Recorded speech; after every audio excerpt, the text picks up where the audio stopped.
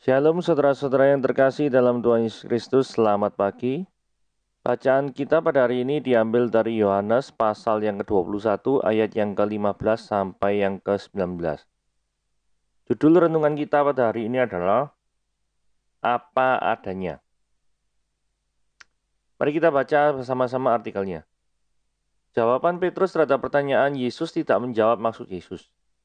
Yesus bertanya, apakah engkau mengasihi aku? Petrus menjawab, Su hoida hoti philose. Ya Tuhan, engkau tahu, aku rekanmu. Yesus melontarkan pertanyaan yang sama kedua kalinya. Petrus menjawab dengan jawaban yang sama. Ya Tuhan, saya sahabatmu.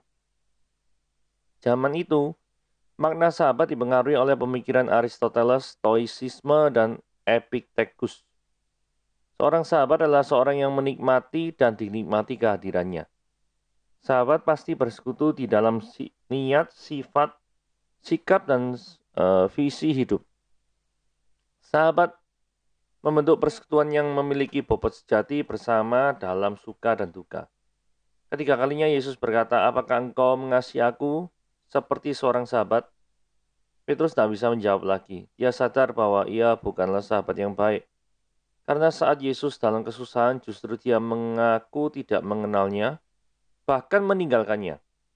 Meski demikian Yesus menerimanya apa adanya dan memberikan tugas mulia kepadanya. Yesus berkata, peliharakanlah domba-dombaku. Yesus menunjukkan arti seorang sahabat philose kepada Petrus yang menerima dirinya apa adanya walau telah menyangkalnya. Yesus tidak menaruh stigma negatif, bahkan memberinya kepercayaan besar. Kita memiliki banyak kelemahan. Kadang-kadang menyangkal Tuhan dalam kata dan tindakan. Tetapi keterbukaan dan kejujuran kita kepadanya akan memulihkan kita. Tidak hanya itu, Dia akan memberikan kita tugas-tugas yang istimewa.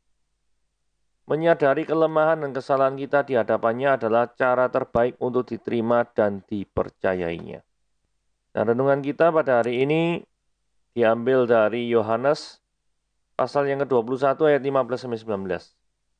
Sesudah sarapan, Yesus berkata pada Simon Petrus, Simon anak Yohanes, apakah engkau mengasihi aku lebih daripada mereka ini? Jawab Petrus kepadanya, benar Tuhan, engkau tahu bahwa aku mengasihi engkau. Kata Yesus padanya, gembalakanlah domba-dombaku. Kata Yesus pula kepadanya untuk kedua kalinya, Simon anak Yohanes, apakah engkau mengasihi aku? Jawab Petrus kepadanya, benar Tuhan, engkau tahu bahwa aku mengasihi engkau.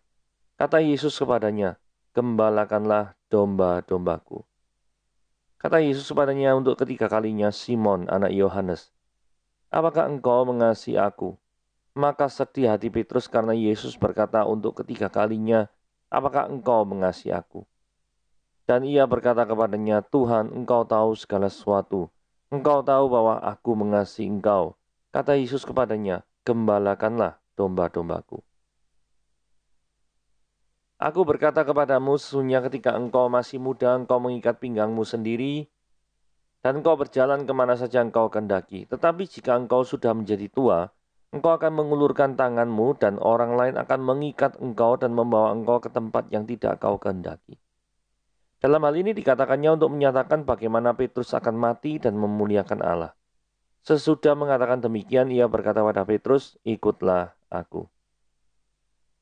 Nah, dari sini kita katakan bahwa Yesus berdialog dengan Petrus, dan dialog Yesus sama Petrus ini 3 kali menanyakan pertanyaan yang sama.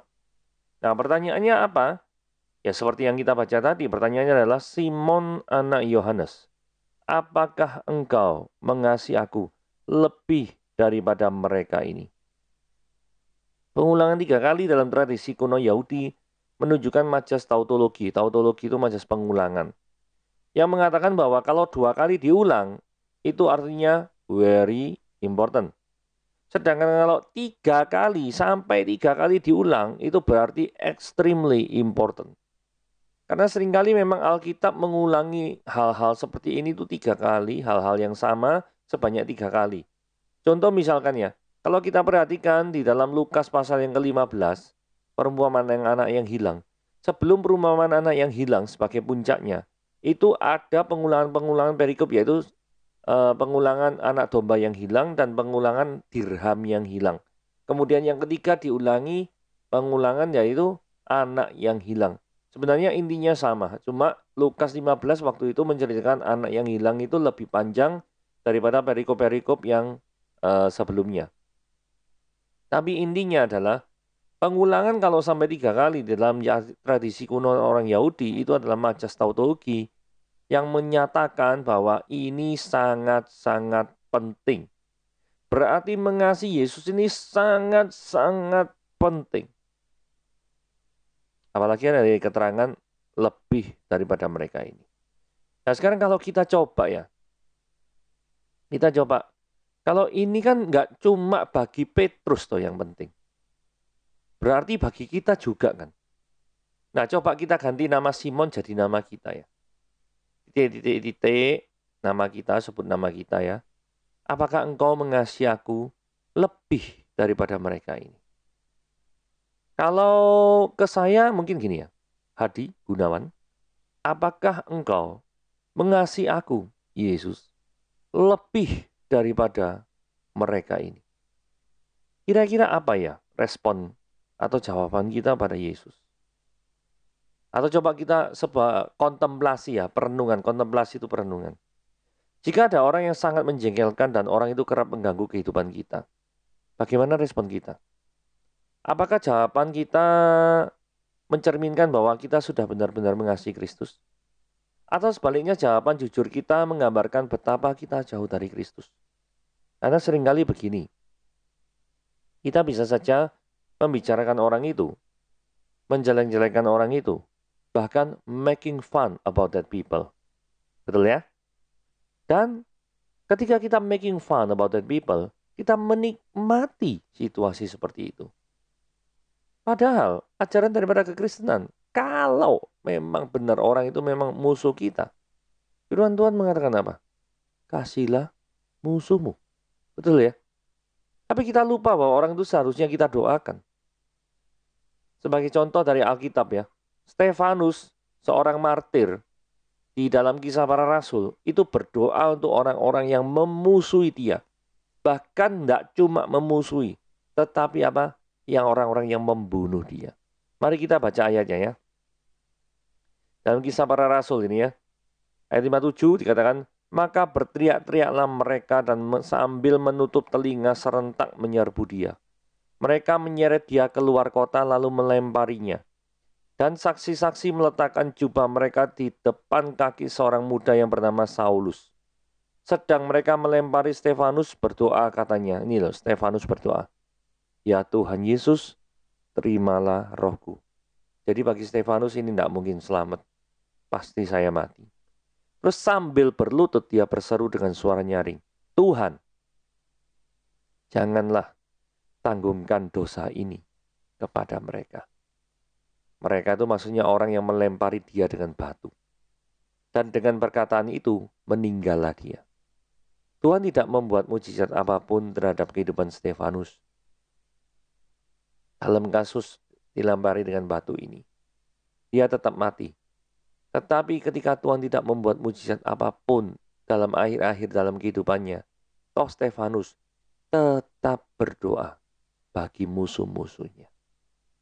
Ini Stefanus benar-benar mengamalkan kasihlah sama manusia sama seperti dirimu sendiri. Ini teladan daripada seorang Stefanus. Nah, saudara, kalau ditanya sekali lagi, apakah engkau mengasihi aku? Saudara, saya mau cerita sebuah kesaksian dari Bandara Queen Alia di Yordania ya. Jadi ini ceritanya setelah perjalanan 12 hari ke Timur Tengah, saya bersama pembimbing rohani itu tiba di Bandara Queen Alia menuju ke Jakarta. Nah kemudian saya bertanya kepada dia, kebetulan saat itu kalau nggak salah hari Sabtu ya. Kemudian saya tanya, nanti hari Minggu siapa yang khotbah? Apa ada pengganti atau bagaimana? Nah kemudian sang pembimbing rohani ini berkata demikian. Oh tetap saya nanti yang khotbah. Saya kaget tuh. Ini kan habis perjalanan melelahkan ya dari luar negeri 12 hari. kemudian pulang juga menempuh perjalanan yang sangat jauh, apa enggak digantikan sama orang lain? Nah, dia jawab gini, selama saya bisa melayani Tuhan, maka saya akan berjuang sekuat tenaga untuk melayani Dia. Dan itu adalah wujud saya mengasihi Dia. Nah, perkataan di Bandara Queen Alia di Yordania ini sampai sekarang masih membekas dalam ingatan saya. Sehingga kalau ditanya ya, apa yang engkau lakukan di dunia ini yang sementara ini? Tindakan-tindakan kita tuh apa benar sih? Sudah mencerminkan mengasihi Yesus. Yang dia menggunakan majas tautologil. Yang kalau diulang 3 kali itu sangat-sangat penting. Mungkin yang saya katakan gini ya. Ya ini ya, kesaksian membuat renungan setiap hari di channel YouTube ini. Sebenarnya ini kan channel ini dibuat, khususnya renungan bersama Hadi ini kan sejarahnya kan ada satu orang yang berkata, ya sudah tidak bisa renungan lagi secara bertemu fisik, maka ada baiknya untuk membuat channel secara online gitu ya, di-share. Kemudian saya berpikir, oke, memungkinkan juga. Kebetulan saat itu saya sudah belajar cara-cara untuk upload di YouTube dan lain sebagainya. Ternyata Tuhan buka jalan ya, karena sebelumnya nih saya enggak tahu sama sekali tentang per-YouTubean ini, saya enggak ngerti sama sekali, ngupload aja bingung ini harus kata kuncinya gimana. Tapi singkat cerita oleh karunia Tuhan semuanya itu bisa dilakukan ya. Dan pada waktu awal-awal persiapannya itu, wah ini luar biasa ya. Karena ini kan dalam 1 minggu ada 5 video yang harus diupload. Terus menerus ya. Nah, kemudian yang terjadi adalah mencari bahan, cari tafsiran. Terus kemudian ya membuatnya dalam PowerPoint ini gimana ini ya supaya tampilannya ya oke, pembahasannya baik, tidak sesat setidaknya kan gitu. Pasti itu berat. Karena membuat 5 video setiap hari Minggu itu setiap minggunya, bukan setiap hari Minggu. Setiap minggunya memang butuh persiapan, butuh hal-hal yang terutama persiapan bahannya ya. Tetapi kenapa kalau ada orang tanya, kenapa engkau melakukan semuanya ini? Maka saya jawab, karena Tuhan lebih dulu mengasihi saya. Dan memberitakan firman Tuhan, nguploadnya sampai di YouTube, didengar oleh, ya memang nggak banyak beberapa orang, kadang 10 orang, 20 orang.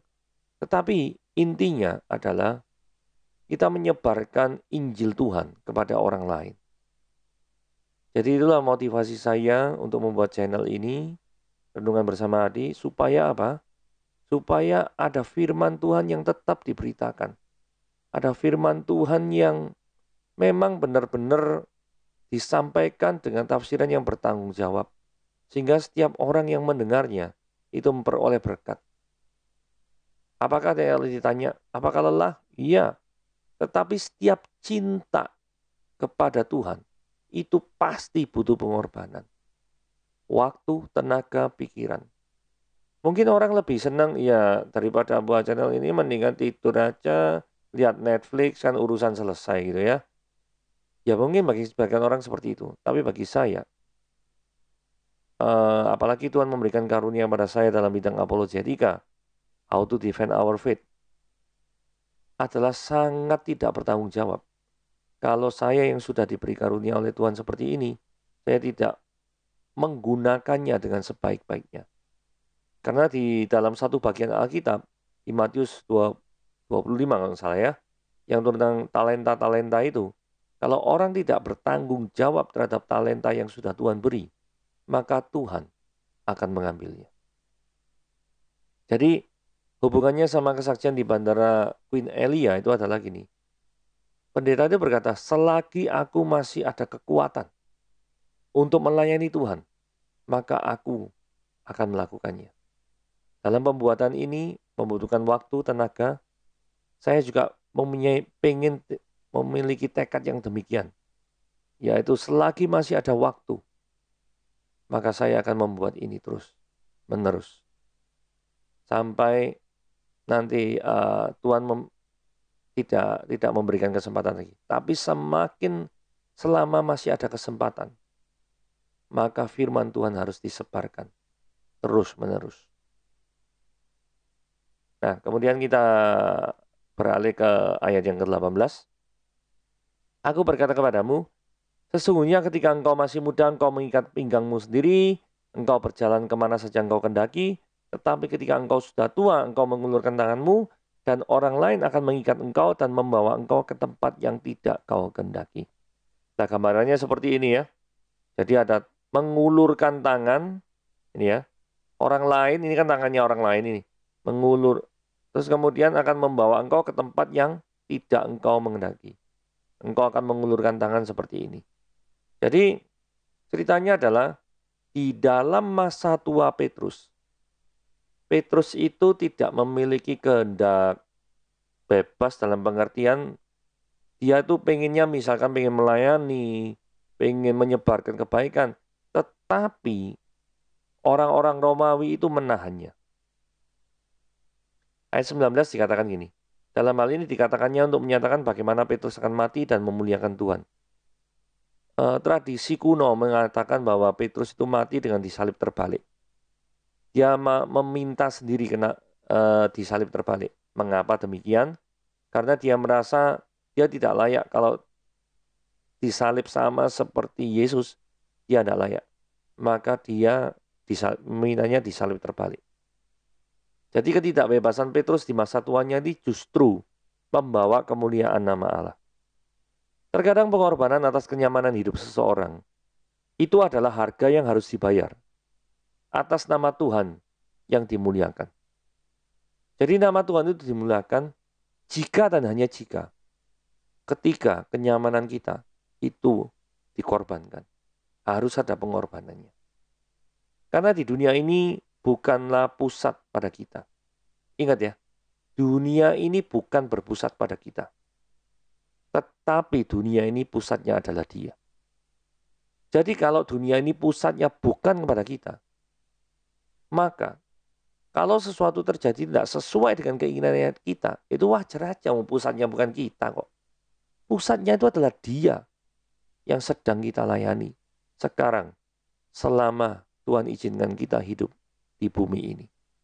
Pertanyaannya, apakah saudara sudah melayani Tuhan dengan sungguh-sungguh, dengan extremely important, sangat-sangat penting. Jadi melayaninya itu dengan kesungguhan, dengan hati yang benar-benar mengusahakannya itu dengan keras sekali. Apakah saudara sudah melakukannya seperti itu? Mari buka daripada awal minggu ini, tanggal 15 ini, dengan hati yang mau mencintai Tuhan, yang mau mengasihi Tuhan, dan mau bertekad berjuang mati-matian untuk kerajaan Allah. Sama seperti Petrus. Petrus dulunya juga menyangkal Kristus. Petrus dulunya juga pernah gagal di dalam kehidupan kerohaniannya. Mungkin saudara juga pernah demikian. Saudara juga pernah dalam tanda kutip menyangkal Yesus. Saudara juga pernah gagal dalam kehidupan saudara. Tetapi itu tidak menghalangi saudara untuk berbuat mati-matian bagi kerajaan Tuhan mulai dari sekarang. Tuhan Yesus memberkati.